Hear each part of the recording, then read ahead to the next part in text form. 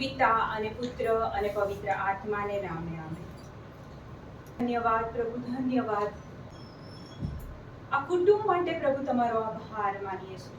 તમારા વચનોને ઊંચા કરવા માટે આ ઘરે આમંત્રણ આપ્યું છે. આ ઘરમાં વચનોનો સ્વીકાર થયો છે. ઈસુ, તમારો સ્વીકાર થયો છે. પવિત્ર આત્મા, અત્યારે આ જગ્યાનો તમે કબજો લેજો.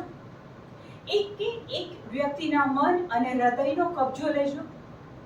પવિત્ર આત્મા, અહીંયા જે કાંઈ વચનો તમે અમને શીખવો એ અમે સમજીએ અને અમારા જીવનમાં ઉતારીએ.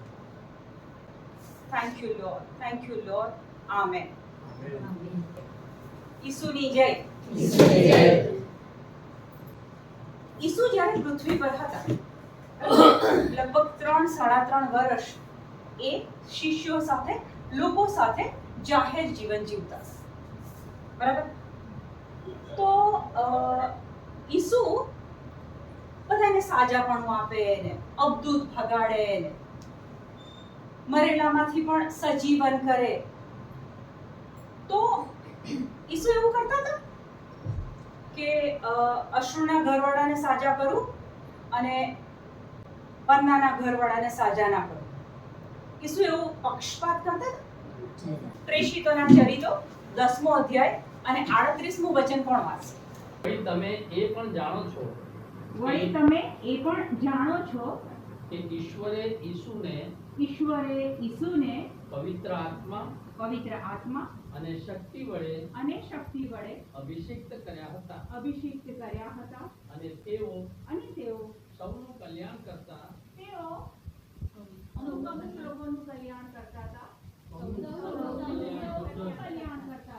અને શેતાનના પંજામાં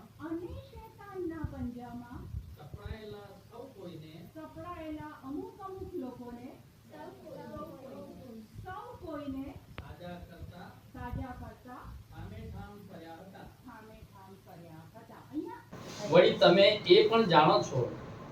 તમે એ પણ જાણો છો કે ઈશ્વરે ઈસુને પવિત્ર આત્મા અને શક્તિ વડે અભિષિક્ત કર્યા હતા. અને તેઓ સૌનું કલ્યાણ કરતા અમુક લોકોનું કલ્યાણ કરતા હતા. અને શેતાનના પંજામાં સપડાયેલા સૌ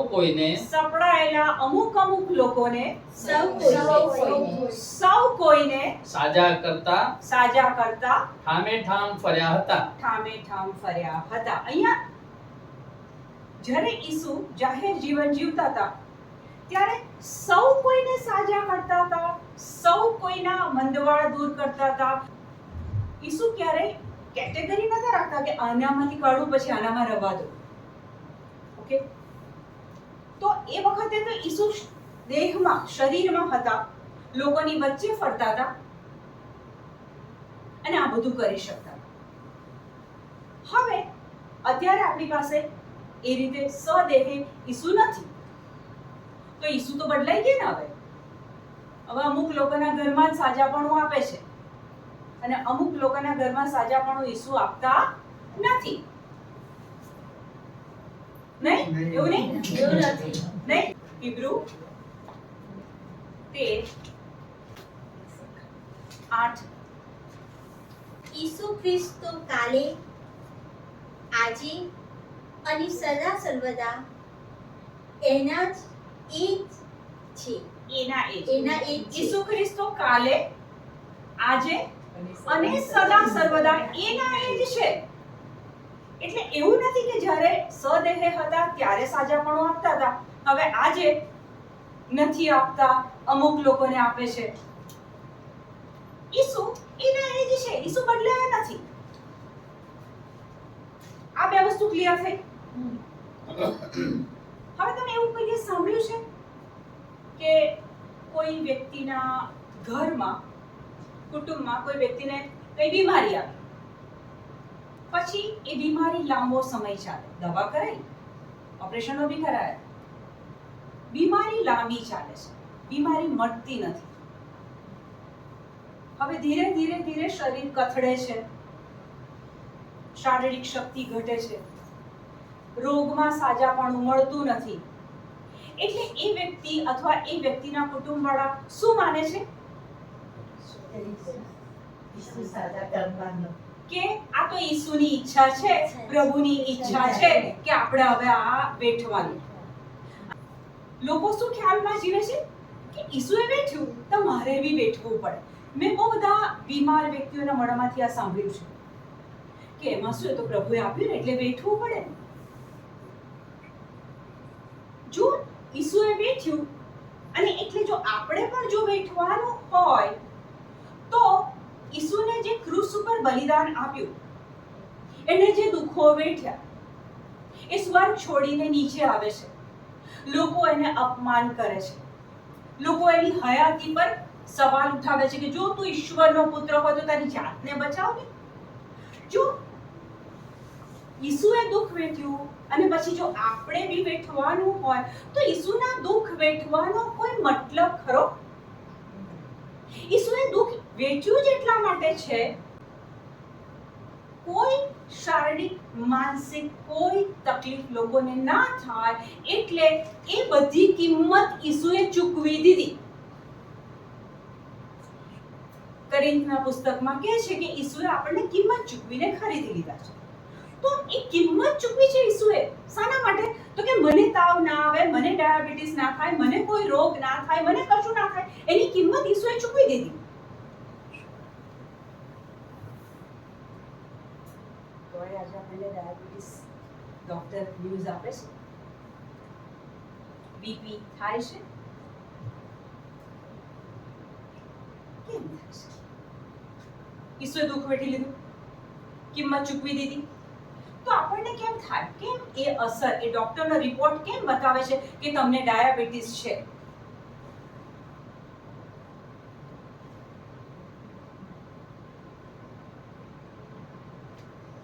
ડોક્ટર રિપોર્ટ આપે છે, ઈસુએ કિંમત ચૂકવી દીધી. તો એ રિપોર્ટમાં કેમ બતાવે છે? દિવસ દરમિયાન તમે કેટલા શબ્દો બોલો છો? પુષ્કળ, હજારો. એ શબ્દો તમે જે બોલો છો, તમને ખબર છે એ શબ્દોમાં કઈ શક્તિ છે? બાઇબલમાં વચન અનુસાર એવું કહે છે કે શબ્દ એ સર્જનાત્મક છે, શબ્દ એ અસર કરનાર છે, શબ્દ એ શક્તિશાળી છે, શબ્દ એ પરિણામ લાવનાર છે. સુભાષિતો 18:21. મારવું જીવાડવું જીભના હાથમાં છે. મારવું જીવાડવું એ જીભના હાથમાં છે. એને જેમ ચલાવશો તેવું ફળ પામશો. શબ્દો નીકળે છે જીભમાંથી. બાઇબલ કહે છે કે જીવન અને મૃત્યુ એ જીભના હાથમાં છે. એટલે દિવસ દરમિયાન આપણા શબ્દો જેવા હોય એવા ફળ આપણા જીવનમાં, આપણા કુટુંબમાં, આપણા હેલ્થમાં, આપણા ફાઇનાન્સમાં બધે જ આવવાના છે. વંદના, હિમાલય પર્વત શામાંથી બન્યો? બરફ. પછી ભેખડો, પથ્થરો, માટી. તમે લોકો કહો છો કે હિમાલય પર્વત, તો કે છે કે માટી, ભેખડ, પથ્થર, રેતી આ બધામાંથી બન્યો છે. બરાબર? બધાના જવાબ ખોટા છે. બોલો હિબ્રુ 11:3. આજે શબ્દને આપણે સમજી લઈએ. હા, આપણા જીવનો બદલવાના છે. હિબ્રુ 11:3. એને બળે જ આપણે સમજી શકીએ છીએ સૃષ્ટિ ઈશ્વરના શબ્દથી સર્જાઈ હતી. સૃષ્ટિ ઈશ્વરના શબ્દથી સર્જાઈ હતી. એટલે કે અદ્રશ્યમાંથી હા, એટલે કે અદ્રશ્યમાંથી દ્રશ્યની ઉત્પત્તિ થઈ હતી. દ્રશ્યની ઉત્પત્તિ થઈ. પ્રભુએ પર્વતો બનાયા, નદી બનાવી, સાગરો બનાયા. એ કેવી રીતના બનાવ્યું? પોતાના શબ્દનો ઉપયોગ કરી. શબ્દનો પાવર તમે સમજો છો? ઉત્પત્તિ પહેલો અધ્યાય અને ત્રીજા વચનમાં કહે છે કે પ્રકાશ પ્રગટો. એ શબ્દ બોલે છે, પ્રકાશ પ્રગટો, અને તરત જ પ્રકાશ પ્રગટ્યો. એ શબ્દોમાં પાવર છે. ઈસુ કહે છે કે જમીન અને પાણી છૂટા પડો. પ્રભુ કહે છે જમીન અને પાણી છૂટા પડો તો છૂટા પડે છે. ફળફળાદી ઉગો, અનાજ ઉગે છે. એટલે એક વસ્તુ નક્કી કે શબ્દમાં જબરજસ્ત પાવર છે. મારો છોકરો મારું કયું નથી માનતો, મારા ઘરમાં શાંતિ નથી, આ કોરોનાનો બહુ ડર લાગે છે, આજકાલ છોકરાઓ બગડી ગયા છે. આપણે આપણા શબ્દોથી એને સર્જન કરીએ છીએ.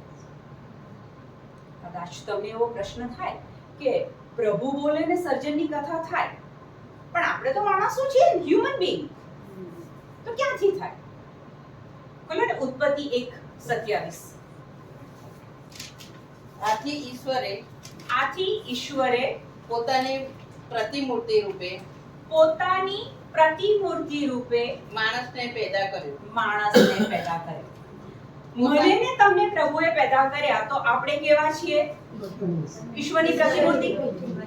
આપણો આત્મા અને પ્રભુનો આત્મા ડિટ્ટો સેમ. તો જો પ્રભુ બોલે અને સર્જન થાય, ઈસુ બોલે અને સાજાપણું મળે, ઈસુ મોં ખોલે ને લાજરસ કબરમાંથી બહાર આવે, તો આપણને પણ એ જ પ્રતિમૂર્તિ બનાવ્યા છે. એટલે આજથી આ એક બાબત બાઇબલમાંથી સમજીએ આપણે કે આપણા શબ્દો પર બહુ જ સભાન રહીએ. ઈસુ કાલે, આજે અને સદાકાળ એના એ જ છે. જો એ વખતે સાજાપણું આપતા હતા તો આજે પણ પ્રભુ સાજાપણું આપે છે. ઈસુના સ્વભાવમાં કોઈ ચેન્જ થયો નથી કે આને સાજા કરું ને આને સાજા ના કરું. પ્રભુનો નિયમ, મેં ગઈ વખતે ગુરુત્વાકર્ષણ બળની વાત કરી કે એક નિયમ છે, અને નિયમની મેં એક વ્યાખ્યા આપેલી. ગુરુત્વાકર્ષણ બળ,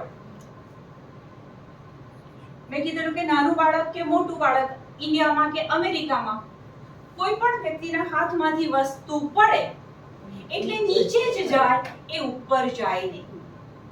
મેં નિયમ તમને બતાવ્યો હતો અને એની વ્યાખ્યા આપેલી કે નિયમ એટલે કે વૈશ્વિક સ્તરે સ્થપાયેલો સિદ્ધાંત, જે કોઈ એમાં દાખલ થાય પરિણામ એક સરખું મળે. મારો સવાલ હતો કે ભાઈ સાજાપણ ના મળે એટલે ધીરે ધીરે વ્યક્તિ સ્વીકારી લે કે આ તો પ્રભુની ઈચ્છા છે, હવે આ લઈને જ મારે કબરમાં જવાનું છે. અગ્રી? ખોલો ને માર્ક 5. એમાં એક વાંચીએ પહેલા. એક રક્તસ્રાવ વાળી સ્ત્રી, કેટલા વર્ષથી એને રોગ થયેલો? 12 વર્ષથી એ રક્તસ્રાવથી પીડાતી. ઓકે, પછી છેલ્લે સાજી થાય છે? પાક્કું? કન્ફર્મ? ઓકે. તો એ 12 વર્ષ અને એ સાજાપણું, એની વચ્ચેની એક પ્રોસેસ છે, એની વચ્ચે એક પ્રક્રિયા થઈ છે, જે આપણે આ 500 ને 1000 વખત વાંચ્યું છે અને સાંભળ્યું છે. આજે હું તમારું થોડું ધ્યાન એ તરફ દોરવા માંગુ છું કે એ સ્ત્રીને 12 વર્ષથી આ રોગ હતો, બરાબર? પછી એ સાજી થઈ ગઈ. તો એ સાજા થવામાં કારણ કોણ હતું? કારણ શું હતું? લોકોની વાત એને સાંભળેલી હતી કે ઈસુના જબ્બાની કોડને પણ જો ઓળખીએ ને આપણે, આપણા રોગ મટી જશે. અને તમે પહેલા તો આ ક્લિયર કરીએ કે લોકોએ નતું કીધું.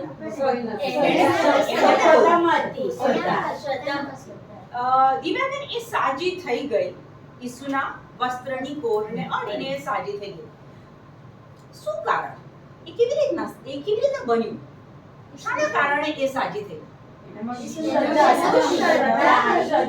શ્રદ્ધા હતી અને એટલી બધી ભીડ હતી કે જઈ નથી શકતી, તો કે એટલીસ્ટ એના જપાનો એક દોરો પણ અડકીશ ને હું તો પણ સાજી થઈ જઈ, એટલી શ્રદ્ધા એનામાં હતી. રૂપલ કહે છે કે ભાઈ શ્રદ્ધા હતી.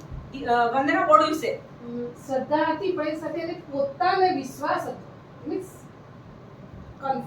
એટલું બધું એનામાં એ હતું કે હું અડકીશ થઈ જ જશે, એટલે મજબૂત હતું, મનથી મજબૂત હતું. વંદના કહે છે કે મનથી મજબૂત. ઓકે, વિશ્વાસ હતો. વિશ્વાસ, શ્રદ્ધા, મનથી મજબૂત. Okay, mark 5:21. ઈસુ હોળીમાં બેસીને પાછા સામે કાંઠે પહોંચ્યા ઈસુ હોળીમાં બેસીને સામે કાંઠે પહોંચ્યા. કે તેમની ફરતે લોકોનું મોટું ટોળું ફરી વળ્યું. તેમની ફરતે લોકોનું મોટું ટોળું ફરી વળ્યું. ઈસુ જ્યાં જ્યાં જાય કદી એકલા ના હોય. પુષ્કળ મોટા સમુદાય ટોળા સાથે જ એ હોય. ઓકે, ને 22. તેઓ હજી સરોવર પાસે હતા. તેઓ હજી સરોવર પાસે હતા. ત્યાં જ યાઈર નામનો સભાગૃહનો એક અધ્યક્ષ આવ્યો. ત્યાં કોણ આવ્યું? યાઈર નામનો કોણ હતો? સભાગૃહનો અધ્યક્ષ. એ વખતે જૂના કરારમાં નિયમો પાડવાના રહેતા હતા. જો કોઈ નિયમનો ભંગ કરે તો આ અધ્યક્ષે આગળની કાર્યવાહી કરવાની પડે. હવે તમે સમજો કે એ વખતે આવી સ્ત્રી હોય એ પબ્લિકમાં જઈ ના શકે. કાયદો એવો હતો કે જો આવી સ્ત્રી પબ્લિકમાં જાય તો એને પથ્થરે એને મારી નાખવાય. અને ઈસુને જોતા વેણ તેમને પગે પડી કર કરીને કહેવા લાગ્યો, મારી છોકરીની છેલ્લી ઘડી છે, આપ આવીને તેના ઉપર હાથ મૂકો. બસ, ઈસુને યાઈર કહે છે કે ભાઈ મારી છોકરીની સ્થિતિ આવી છે અને તમે એને માથે હાથ મૂકો. એ વખતે ઈસુ ક્યાં ઊભા હતા? ટોળામાં હતા, મોટા ટોળામાં. યાઈર દોડીને એ રજૂઆત કરે છે. ટોળાની વચ્ચે છે એક માણસ જઈને ઈસુને રજૂઆત કરે છે અને ઈસુનું સ્ટેન્ડ સાંભળો આગળ. એટલે ઈસુ તેની સાથે ગયા. એટલે ઈસુ એની સાથે ગયા. Can you imagine? એક આટલું મોટા ટોળામાં ઈસુ છે, એક વ્યક્તિ આવે છે અને ઈસુ સીધો યુ ટર્ન લઈ લે છે. કેમ? ડિમાન્ડ કરી છે. ઈસુ પાસે માંગણી કરી છે. આજના દિવસે ઈસુ કાલે, આજે અને સદાકાળ એના એ જ છે. આજના દિવસે તમારી માંગણીમાં કેટલો દમ છે. ઈસુ તરત યુ ટર્ન લેવા તૈયાર છે આજના દિવસે. એ ટોળામાં એક બાઈ હતી. એ ટોળામાં એક બાઈ હતી. તે 12 વર્ષથી રક્તસ્રાવ થતો હતો. બસ, તેને 12 વર્ષથી રક્તસ્રાવ થતો હતો. હવે ખાલી આ એક સ્ત્રીની તમે પરિસ્થિતિ સમજો, શારીરિક પરિસ્થિતિ કે 12 વર્ષથી જેનો રક્તસ્રાવ હોય એની શારીરિક શક્તિ કેટલી ઘટી ગઈ હતી. હિમોગ્લોબિન તો ખબર નહીં કેટલું નીચે ગયું હશે એ વખતે. એટલે એ કેવી થઈ જાય? દુબળી, પાતળી, નબળી, બરાબર છે. અનેક વૈદ્યો પાસે જઈને તેણે ઘણું સહન કર્યું. 12 વર્ષથી તો હતી તકલીફ. એ 12 વર્ષ દરમિયાન એણે અનેક વૈદ્યોને મળી આવી છે, દવા લીધી છે, કન્સલ્ટ કર્યું છે અને પોતાનું જે કંઈ હતું તે બધું ખલાસ કરી નાખ્યું. 12 વર્ષમાં એ વૈદ્યો પાસે, એટલા બધા વૈદ્યો પાસે ગઈ કે પોતાની જે પૂંજી હતી, જે પૈસો હતો એ બધો એણે એ દવામાં ખર્ચી નાખ્યો. એટલે કે શારીરિકથી ખતમ થઈ ગઈ, આર્થિક રીતે એ ખતમ થઈ ગઈ. હવે આગળ વાંચો. છતાં તેનો કશો ફાયદો થયો નહોતો. આટલા બધા પૈસા ખર્ચ્યા, આટલી દવા કરી, કોઈ ફાયદો થયો નહોતો, બલકે બગાડો થયો હતો. પણ સ્થિતિ હજુ વધારે ખરાબ થઈ ગઈ. એટલે શારીરિક સ્થિતિ હતી એના કરતાંય ગઈ, આર્થિક સ્થિતિ ખરાબ થઈ. એ વખતનો નિયમ શું કે આવી સ્ત્રીને કોઈ મળી ના શકે, કોઈ અડી ના શકે. એટલે એ ઘરમાં જ્યારે 12 વર્ષથી એકલી રહેતી હોય એની માનસિક અવસ્થા કેવી હોય? એ વ્યક્તિ 12 વર્ષથી આ સ્થિતિમાં છે. શરીરથી ખલાસ, આર્થિક સ્થિતિ ખલાસ, માનસિક અવસ્થા કેવી? ઈસુ વિશેની વાતો સાંભળીને ઈસુ વિશેની વાતો સાંભળીને. કોઈકે એમને એ બેનને આવીને સંદેશો આપ્યો કે કોઈ એક માણસ આપણા ગામમાં એવો છે જે વગર પૈસે સાજાપણું આપે છે. કોઈકે આવીને શું આપ્યું? સંદેશો. વંદનાની વાત કરી કે વંદનાની કોઈ તકલીફ હોય, 8-10 ડોક્ટરને મળી ચૂકી હોય અને પછી હું જઈને કહું કે વસ્ત્રાપુરમાં પેલી ગલીમાં એક સારો ડોક્ટર છે, હવે જવા દે ને, બહુ બધી દવા કરી કશોય ફરક પડતો નથી. માણસ શરીરથી, મનથી, પૈસાથી ખતમ થઈ ગઈ હોય અને ત્યારે તમને કોઈ સંદેશો આપે, તમને વિશ્વાસ એકવાર આવે, એકવાર તો તમારા મોઢામાંથી એવા શબ્દો નીકળે જે એ સંદેશની વિરુદ્ધમાં જતા હોય. બરાબર? એ બેન શું કરે છે? કોઈ સંદેશ લાવે છે, એ સંદેશને પહેલું તો શાંતિથી સાંભળે છે. અત્યારની માનસિક અવસ્થા ઘણા બધાની જુઓ ને, સામેવાળાનું વાક્ય પૂરું થાય એ પહેલા બોલવાનું. એ વાક્ય એટલા માટે સાંભળવાનું કે આગળ મારે શું કહી દેવું છે. તમારા સ્માઈલમાં માય ગોડ જબરજસ્ત એક્સપીરિયન્સ લાગે છે. ધીસ ઇઝ આ થાય છે. એ બાઈએ શું કર્યું? એટલી ખરાબ અવસ્થા હતી પણ તે છતાંય એણે એ સંદેશને પહેલા તો શું કર્યું? સાંભળ્યું. બીજું સ્ટેપ, એણે એ સંદેશને સ્વીકાર્યો. કોઈ વ્યક્તિ આવી છે અને વગર પૈસે સાજાપણું આપે છે, એણે એનો સ્વીકાર કર્યો. ઈસુ કાલે, આજે અને સદાકાળ એ જ છે. ઈસુ નથી બદલાયા, આપણી શ્રદ્ધા બદલાય છે. એટલે એણે સંદેશ સાંભળ્યો, પછી એને સ્વીકાર કર્યો. સ્વીકાર કર્યા પછી એને આશા બેઠી. કોઈ પણ હીલિંગ, કોઈ પણ સાજાપણું, જો તમારામાં એ સાજા થવાની આશા નહીં હોય ને તો એ હીલિંગ નહીં આવે. હિબ્રુ 11:1. હવે શ્રદ્ધા એટલે જેની આપણે આશા રાખીએ છીએ. શ્રદ્ધા એટલે કે જેની આપણે આશા રાખીએ છીએ. એટલે આશા તો પહેલા ના હોય તો આગળના કામ થાય નહીં. મને જ આશા જ ના હોય તો એ કામ આગળ જાય નહીં. શ્રદ્ધા એટલે કે આપણે જેની આશા રાખીએ છીએ તેની ખાતરી અને જે નજરે જોયું નથી તેનો પુરાવો. શ્રદ્ધા એટલે જેની આશા આપણે રાખીએ છીએ તેની ખાતરી અને જે નજરે જોયું નથી તેનો પુરાવો. તો શ્રદ્ધા, તમે લોકો બધાએ આ હીલિંગમાં પહેલા બોલ્યા કે એને બહુ શ્રદ્ધા હતી. કે શ્રદ્ધા એટલે શું?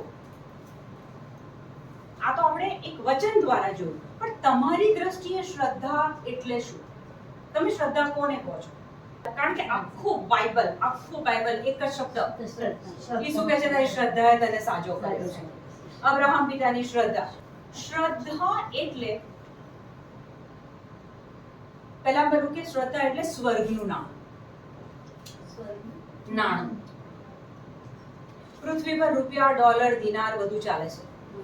સ્વર્ગમાંથી કોઈ વસ્તુ તમને જોઈએ છે. હીલિંગ ક્યાંથી? પ્રોસ્પેરિટી ક્યાંથી? જો તમારે ઉપરથી કોઈ નીચે વસ્તુ જોઈએ છે તો એ સ્વર્ગનું નાણું છે શ્રદ્ધા. શ્રદ્ધા વગર આ બધી વસ્તુઓ મળે નહીં. બીજી વસ્તુ, શ્રદ્ધા એટલે અદૃશ્યને જોવાની ક્ષમતા. Faith is the ability to see unseen.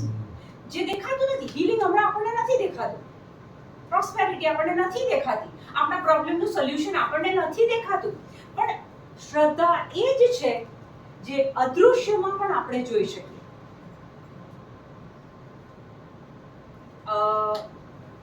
વંદના, તમારી અને અરુણા, આ આ બંનેની વચ્ચે તમે કોઈને જોઈ શકો છો? તમે જોઈ શકો છો? નહીં. સ્તોત્ર સંહિતા 91:11. આપણે એમ કહીએ છીએ કે આ બે જણની વચ્ચે કોઈ છે, તો આપણને લખાણમાં આપવામાં આવ્યું છે જ્યાં જ્યાં તું પગલા પાડે ત્યાં લેવા તુજ સંભાળ, તારી પાસે પ્રભુજી તો નિજ દૂતો મોકલનાર. જ્યાં જ્યાં તું પગલા પાડે ત્યાં લેવા તુજ સંભાળ, તારી પાસે પ્રભુજી તો નિજ દૂતો મોકલનાર. મારી આજુબાજુ દૂતો છે. રિટન વર્ડ ઓફ ગોડ મને લખાણમાં મળી ગયું છે, દૂતો છે, પણ નરી આંખે હું ના જોઈ શકું. શ્રદ્ધા એટલે કે ઇનવિઝિબલ, જે દેખાતું નથી એને જોવાની ક્ષમતા. શ્રદ્ધા એટલે કે સ્વર્ગનું નાણું. અને વચન અનુસાર આપણે જોયું કે શ્રદ્ધા એટલે કે જેની આશા રાખીએ છીએ તેની ખાતરી, અને જે જોયું નથી તેનો પુરાવો. ઓકે, હવે આ સ્ત્રીના પર પાછા આવીએ આપણે. એ સ્ત્રી સમાચારને સાંભળે છે, એને સ્વીકારે છે, એના પર હવે એને આશા બેસે છે કે હા, જો હું એના વસ્ત્રની કોરને પણ અડું તો પણ મને સાચાપણું મળી જશે. હવે આ આશા બેઠી પછી એને શું કર્યું ખબર છે?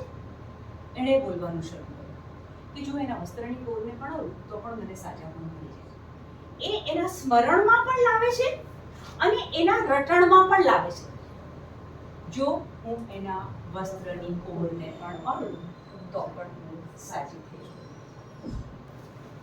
રોમ 10:17. એટલે શ્રદ્ધા ઉપદેશ સાંભળવાથી જાગે છે, એટલે શ્રદ્ધા ઉપદેશ સાંભળવાથી જાગે છે, અને એ ઉપદેશ એટલે ખ્રિસ્ત વિશેનો સંદેશ. એ ઉપદેશ એટલે ખ્રિસ્ત વિશેનો સંદેશ. શ્રદ્ધા પેલી બાઈએ રિપીટ કર્યું. એ બાઈ જ્યારે રિપીટ કરતી હતી કે એના વસ્ત્રની કોરને હું અડું તો પણ હું સાજી થઉં, એ બોલતી હતી, એ સાંભળતી હતી, એ બોલતી હતી, એ સાંભળતી હતી. વચન કહે છે કે ખ્રિસ્તનો સંદેશો સતત સાંભળો ત્યારે તમારી શ્રદ્ધા વધે. Faith comes by hearing and hearing by the word of God. ક્યાં બે વખત બોલે છે? Faith comes by hearing and hearing by the word of God. હમણાં હું word of God બોલું છું, તમે સાંભળો છો, બરાબર? તો મારી બોલવાની પ્રક્રિયા થાય છે, તમારી સાંભળવાની પ્રક્રિયા થાય છે. હવે માનો કે આ જ વસ્તુ 5 વચનો તમે પેપરમાં લખી લીધા અને પેપરમાંથી તમે વાંચો છો. તમે બોલો છો, તમે સાંભળો છો, તમે બોલો છો, તમે સાંભળો છો. સતત સાંભળવાની પ્રક્રિયા થાય છે. જ્યારે કાનમાં પ્રભુના વચનો સતત ને સતત જાય ત્યારે આપણી શ્રદ્ધા ઓટોમેટિક વધે. એમાં આપણું કોઈ કામ નથી. જમીનમાં દાણો જાય છે, અઠવાડિયું 10 દિવસ 15 દિવસ પડી રહે છે, અને પછી ખેડૂત કશું નીચે ખોદીને કરતો નથી. 15 દિવસ 20 દિવસ પછી જાતે ફણગો ફૂટે છે. એ જ પ્રમાણે જો મારા ને તમારા કાનમાં સતત પ્રભુ વચન જાય, એ આપણા આત્મામાં જાય છે, અને જો ત્યાં એ ટકી રહે તો એ આપણો શ્રદ્ધાનો ફણગો ફૂટે છે. એ બાઈ બોલી, બરાબર? અને પછી એને શું કર્યું? ટોળાની વચ્ચે ગઈ. મનથી નક્કી કર્યું કે હવે જો એના વસ્ત્રની કોરને અડું તો કે હું સાચી થઈ જઉં. ઓકે, એટલે એ ક્યાં ગઈ? ટોળાની વચ્ચે. સૌથી પહેલું ટોળાની વચ્ચે જવાની એને પરમિશન નથી. જૂના કરારનો કાયદો છે કે આવી સ્ત્રી કોઈને અડી ન શકે. બીજી વસ્તુ, સભા ગૃહનો અધ્યક્ષ યાઈર ત્યાં ઊભો છે, એટલે એ રીતે પણ એની હિંમત ચાલે નહીં. ત્રીજી વસ્તુ, 12 વર્ષની અંદર સુધારો થવાની જગ્યાએ બગાડો થયો છે એવું વચનમાં કીધું છે. એટલે 12 વર્ષના રક્તસ્રાવ પછી એ સ્ત્રીની શારીરિક હાલત એકદમ નબળી. હવે આટલા મોટા ટોળાની વચ્ચે એ સ્ત્રી કેવી રીતના ઈસુની પાસે જઈ શકે? કલ્પના કરો કે જબરજસ્ત ટોળું છે, એ સ્ત્રીને કોઈને અડવાની પરમિશન નથી, એને કાયદો ખબર છે, સભાગૃહનો અધ્યક્ષ ત્યાં ઊભો છે, અને એ સ્ત્રી આટલી નબળી હોઈને એ ટોળાની વચ્ચે કેવી રીતના ગઈ. બાઇબલની રીતે જોઈએ તો એ બેનની શ્રદ્ધા આવી ગઈ, બરાબર, કે હું અડું એટલે હું સાજી થઈ જાઉં. પણ જો એ અડું એટલે સાજી થઈ જાઉં, ત્યાર પછી જો એ ઘરમાં બેસી રહી હોત, કાયદાના લીધે, લોકોના ડરે જો એ ઘરમાં બેસી રહી હોત તો એ જઈ શકત આગળ. કારણ કે જો એની શારીરિક કેપેસિટી જો કે એ કોઈને ખસેડીને આગળ જઈ ના શકે. કોઈ જોઈ લે તો એને મરવાના ચાન્સ છે. જ્યારે એણે સતત રિપીટ કર્યું ત્યારે એની શ્રદ્ધા ઉપર આવી, એની શ્રદ્ધા વધી, અને શ્રદ્ધા વધ્યા પછી જ્યારે એણે ઘરમાંથી પગલું બહાર મૂક્યું, આપણી શ્રદ્ધા વધ્યા પછી આપણે જો બેસી રહીએ, ઘરમાં બેસી રહીએ, જે તે સ્થિતિમાં બેસી રહીએ, પ્રભુ કરી નાખશે, એની જગ્યાએ એણે શું કર્યું કે ઘરમાંથી પગલું બહાર કાઢ્યું. અને જ્યાં એણે એનું ઘરમાંથી પગલું બહાર કાઢ્યું ને કે પવિત્ર આત્માએ એને આખી એ ટોળાની વચ્ચે લઈ જવાની પ્રક્રિયા કરી છે. એણે પગલું બહાર કાઢ્યું. પ્રભુ શું કહે છે? આપણે ગઈ વખતે જોયેલું યશાયા 55:11, એના મુખમાંથી નીકળેલો શબ્દ એમને પાછો એની પાસે નથી જતો. પ્રભુ કહે છે કે તમે બોલો તો ખરા, બોલો તો હું કામ કરું ને. તમે જ્યારે શબ્દ બોલો છો ત્યારે પવિત્ર આત્માને કામ આપો છો. આ સ્ત્રીએ પોતાનો પગ બહાર કાઢ્યો. ત્યાં એણે એક હિંમતનું પગલું લીધું અને ત્યાં પવિત્ર આત્માએ આખા ટોળામાંથી પવિત્ર આત્મા એને લઈ જાય છે. તમે શું માનો છો કે આટલું ટોળામાંથી કોઈ એને જોઈ નહીં હોય? સામાન્ય સંજોગોમાં આટલું મોટું ટોળું આ બાય નહીં નીકળવાનું. લોકો જોવે ને લોકો ઓળખે, વેરી ઓબ્વિયસ. પણ ત્યાં પવિત્ર આત્માએ એને આ આખી પ્રક્રિયામાંથી બહાર કાઢી છે. અને અંતે આપણે જાણીએ છીએ કે એ અડે છે અને સાજાપણું મળે છે. એ અડે છે અને સાજાપણું મળે છે. એના પછી એક વચન આવે છે. ઈસુ કહે છે કે મારા કોણ મને અડ્યું, મારામાંથી શક્તિ વહી. અને ત્યારે સંત પીતર જવાબ આપે છે કે ઈસુ આટલા બધા લોકો પડાપડી કરે છે, તમને કેટલા જણ અડે છે? એમાંથી કોઈને સાજાપણું મળ્યું? This is the master key to get healing. સાજાપણું મેળવવાની આ ગુરુ ચાવી છે. તમે રોજ વચન બોલો છો, ઈસુના ગાથી હું સાજી થઈ ગઈ છું, ઈસુના ગાથી હું સાજી થઈ ગઈ છું. આપણા બોલવામાં એ બાય જેવી તીવ્ર ઈચ્છા, એ શ્રદ્ધા છે. ઈસુના ગાથી હું સાજી થઈ ગઈ છું 500 વખત આપણે દિવસમાં બોલીએ, નો ઇફેક્ટ. પણ જ્યારે હું બોલું ઈસુના ગાથી હું સાજી થઈ ગઈ છું, મારી આંખ સામે જો એ ઈસુ, એ ક્રૂસ ઉપર લોહીથી નીતરતું શરીર, એના પર પડેલા ઘા, એ ઘાની અંદર મારો રોગ જતો રહ્યો છે. જો આ વિઝન અને આ શ્રદ્ધાથી જો આપણે આ બોલીએ છે, તરત ત્યાંથી એ શક્તિ તમારામાં સંચારિત થશે. બોલવામાં પણ બહુ ફરક હોય છે, ખાલી આપણે બોલવા ખાતર બોલીએ છીએ. Do you agree? Yes. તો આ સ્ત્રીનું આ જે સાજાપણું છે, લોકો એમ કહે છે કે એના વસ્ત્રની કોરને અડી એટલે સાજી થઈ ગઈ. તે બાઇબલમાં પણ લખ્યું છે. અકોર્ડિંગ ટુ મી, શ્રદ્ધા વધ્યા પછી એ જે પગલું ભરે છે, ત્યાં પવિત્ર આત્મા બધું જ કામ કરી નાખે છે. મારા તમારા જીવનમાં પવિત્ર આત્મા 24/7 એ તૈયાર છે કે તમે એમને કામ આપો. એ શબ્દ એણે સ્વીકાર્યો, એણે આશા રાખી, એણે સતત રિપીટેશન કર્યું એટલે એની શ્રદ્ધા વધી. શ્રદ્ધા વધી એટલે એણે પગલું બહાર કાઢ્યું અને પવિત્ર આત્માએ આખું એનું કામ પૂરું કરી દીધું. ઓકે, શબ્દમાં મેં હમણાં જ કીધું કે શબ્દ કેવો? સર્જનાત્મક, પરિણામ લાવનાર, શક્તિશાળી, ઇફેક્ટિવ. બરાબર? અબ્રાહમ પિતાને એક પ્રોમિસ મળી, 99 વર્ષે એક પ્રોમિસ મળી. એમણે એ પ્રોમિસને શું કરી કાઢી? સ્વીકારી. લઈ લીધી, એના પર શ્રદ્ધા રાખી. અને એ પ્રોમિસને લીધા પછી એમણે શું કર્યું? શ્રદ્ધા રાખીને શું કર્યું? એ તારાઓમાં ને રેતીના અબ્રાહમ પિતાએ પ્રોમિસ તો લીધી, શ્રદ્ધા તો રાખી, પણ પછી એ તારાઓમાં જોવે અને રેતીના કાળમાં જોવે. એટલે સતત એમના સ્મરણમાં હતું.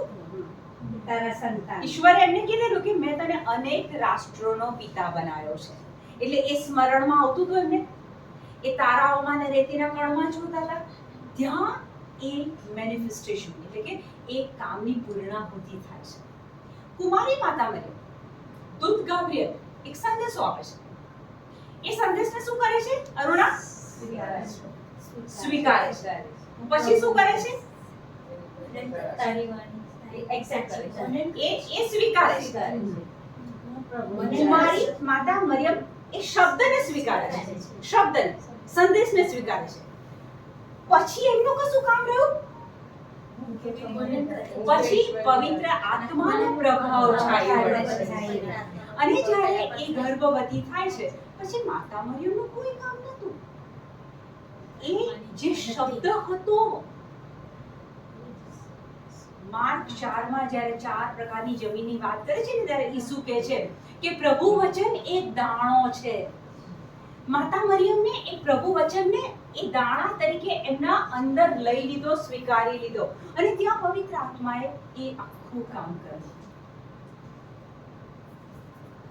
સંત પીતર આવો શબ્દ પકડે છે, પછી એ શબ્દ પકડી લે છે અને પછી એ સુપરનેચરલ પાણી પર ચાલે છે. શબ્દ તમે જુઓ દરેક ઇન્સિડન્ટ્સમાં શબ્દ, જો આપણે એ શબ્દ પકડી લઈએ, એને સ્વીકારીએ, એને રિપીટ કરીએ, રટણ કરીએ, બોલ્યા કરીએ. વંદના, શબ્દ એટલે શું? ધ્રુવન, શબ્દ એટલે શું? બોલો યોહાન 1:1. પ્રારંભમાં શબ્દ હતો જ. પ્રારંભમાં શબ્દ હતો જ. શબ્દ ઈશ્વર સાથે હતો. શબ્દ ઈશ્વર સાથે હતો.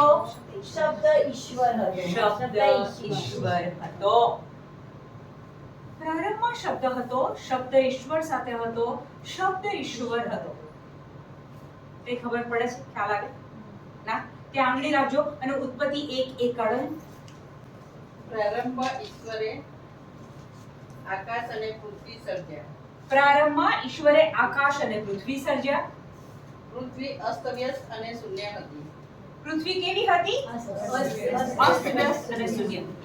અને પ્રારંભમાં ઈશ્વરે આકાશ અને પૃથ્વી, એટલે ત્યાં ઈશ્વર પિતાની વાત આવી.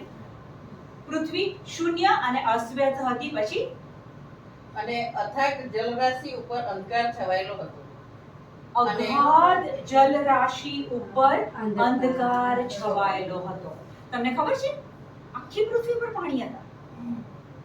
શરૂઆતમાં આખી પૃથ્વી પર પાણી હતા અને પાણી પર ઈશ્વરની શક્તિ ઘૂમતી હતી. પાણી ઉપર પવિત્ર આત્મા. પાણી ઉપર ઈશ્વરની શક્તિ એટલે કે પવિત્ર આત્મા એ પાણી ઉપર હતા.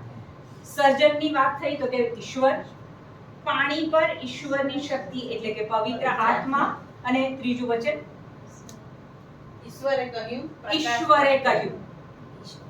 પ્રકાશ પ્રગટ્યો અને પ્રકાશ પ્રગટ્યો. અને પ્રકાશ પ્રગટ્યો. ઈશ્વરે કહ્યું. કહેવા માટે શું વાપર્યું? શબ્દો. ત્યાં ઈસુ. શબ્દ એટલે ઈસુ. પ્રારંભમાં શબ્દ હતો જ, શબ્દ ઈશ્વર સાથે હતો, શબ્દ ઈશ્વર. હવે જ્યારે બોલે છે ત્યારે એ પ્રકાશ પ્રગટો, ત્યારે એ પ્રકાશ પ્રગટે છે. સો ઈશ્વર પિતા, પવિત્ર આત્મા અને પ્રભુ ઈસુ ખ્રિસ્ત, એ પહેલી 3 કલમમાં આપણને એક ક્લેરિટી મળે છે. અને યોહાન 1:1 માં કહે છે કે પ્રારંભમાં શબ્દ હતો જ. શબ્દ ઈશ્વર સાથે હતો. શબ્દ ઈશ્વર હતો. અને પછી 14મા વચનમાં કહે છે કે શબ્દ માનવ થઈને અવતર્યો અને તેણે આપણી વચ્ચે વાસ કર્યો. કુમારી માતા મરિયમે એ શબ્દ લઈ લીધો અને એ શબ્દ માનવ થઈને અવતર્યો. એટલે કે પ્રભુનું વચન, એ શબ્દ, એ કોણ? ઈસુ પોતે. હું નથી કહેતી, વચન કહે છે. એક પ્રભુનું વચન એ ઈસુ પોતે છે. આપણે રવિવારે નહીં બંદામેન વાંચવા ઉઠે પછી છેલ્લે શું કહે છે કે આ પ્રભુની વાણી છે. તો પછી આપણે શું કહીએ છીએ? હા, જે બાઇબલમાં લખેલું છે પ્રભુની વાણી, રાઈટ? તો વંદના, આ પ્રભુની વાણી કેવી?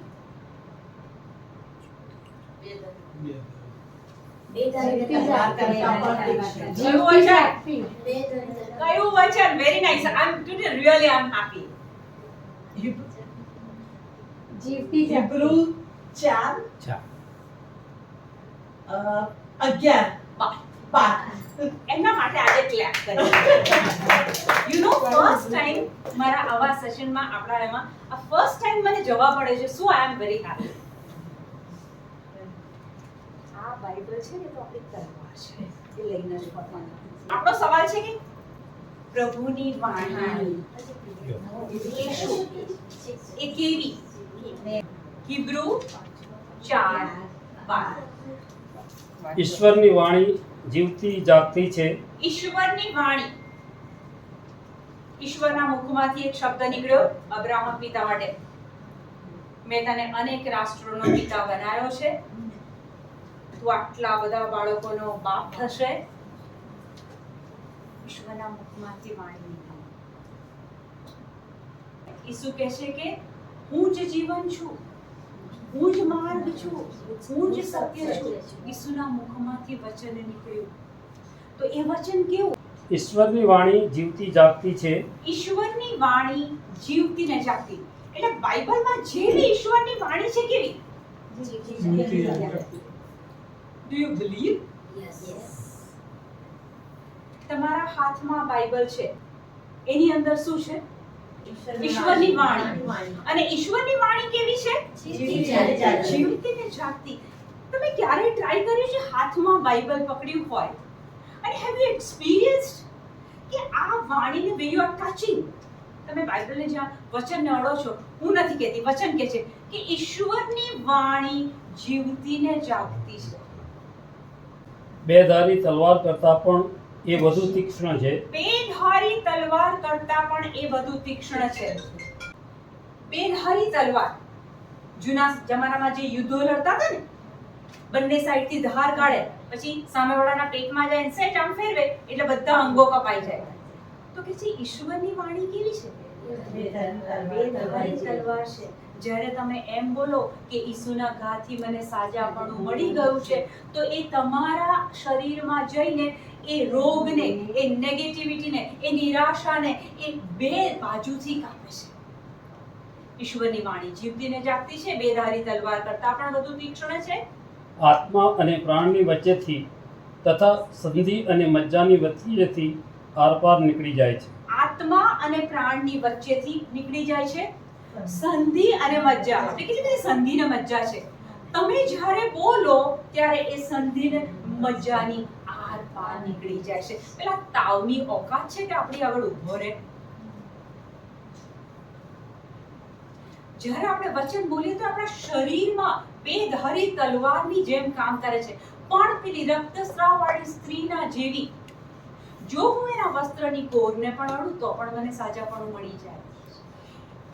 ઈસુના શરીરમાંથી એણે એટલી શ્રદ્ધા રાખી કે એ શક્તિ એ બાઈએ ખેંચી કાઢી.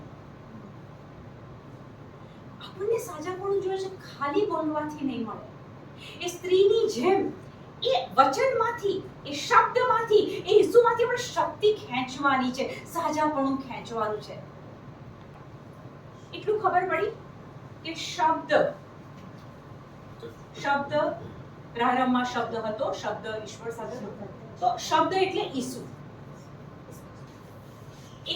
એક વચન કેવું છે વંદના? જીવતું ને જાગતું, બેધારી તલવાર કરતા પણ વધુ તીક્ષ્ણ. આપણા શરીરની અંદર થઈને એ નીકળી જાય છે. બીમારી, રોગો, દુખાવાને કાઢે છે. એટલે બાઇબલની એકે એક પ્રોમિસ, જો અબ્રાહમ પિતા 99 વર્ષે એ પ્રોમિસમાં વિશ્વાસ, શ્રદ્ધા રાખે તો બાપ, માં અને બાપ બને સારા અને અબ્રાહમ. સન પીતર પર પાણી પર ચાલે. રક્તસ્રાવ વાળી સ્ત્રી ફક્ત આ કોરને. આપણી પાસે આપણું બાઇબલ, ઈસુ પોતે છે. એક એક વચન જીવતું ને જાગતું છે. જો આપણે એ વચનને બોલતા અને વાંચતા અને સતત રિપીટ કરતા થઈ જઈએ તો ઈસુ તો કાલે, આજે અને સદાકાળ એ જ છે. હીલિંગ આપવામાં એમનું એવું નથી કે આને આપું ને આને ના આપું. પ્રાર્થના કરીએ.